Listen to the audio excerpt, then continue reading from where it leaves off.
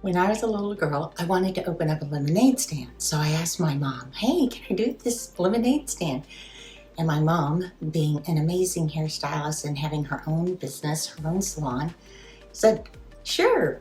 And she beamed with pride, right?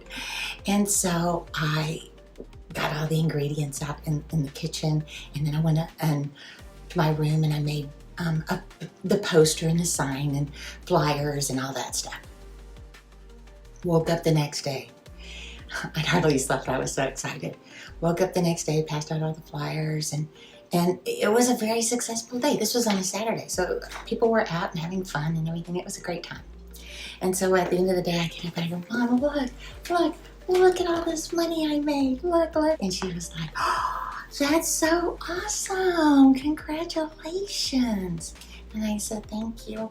And she goes, are you going to do it again tomorrow? And I went, yes. And she goes, okay, grab your bag. We'll go to the grocery store and get some lemons and sugar and cups.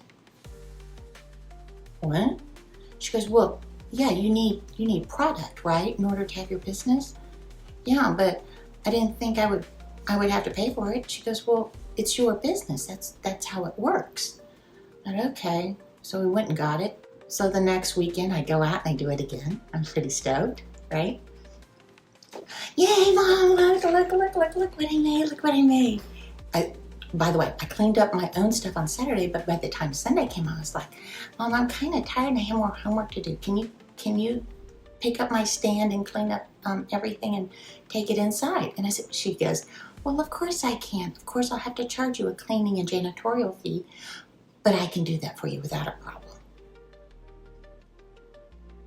Of course it wasn't very much, but it was the whole lesson, right? I said, well, yes. I really do want to go inside and I don't want to do this. Okay, no problem. And I said, and Mom, she goes, what? I didn't make as much as I did the first weekend. And she goes, yeah, I know. Sometimes that happens. That's why you cannot base your budget on your best sales day, because sales will go up and down and they'll go crazy. So you can't do that. You'll have great days, you'll have horrible days, but usually it's somewhere in between. And I go, but Mom, if I pay you rent and I pay for the products and I pay for sanitation fee, that's not going to leave me very much money. I don't know if it's worth it.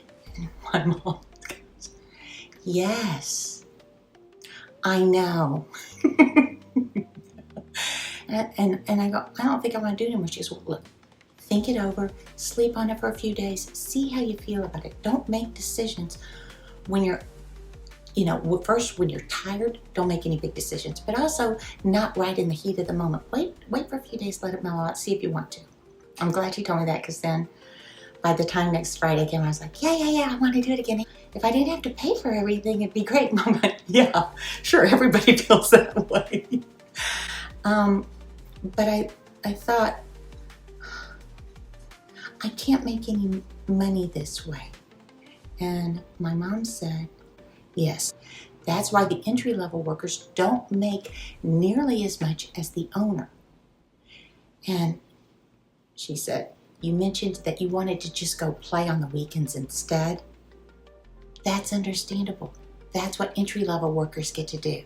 So you get to decide, do I want to be the owner? I mean, Starbucks was just a drink, right? It could have started out as a lemonade stand. It's a coffee stand, right? And look at it now. But there's plenty of businesses that also failed. So as the owner, you put in the blood, sweat, tears, all the money up front. You are the one who takes the risks. But as an entry-level worker, you can go in and at 6 o'clock, you're out of there. You don't have to think about that anymore. You can go have fun.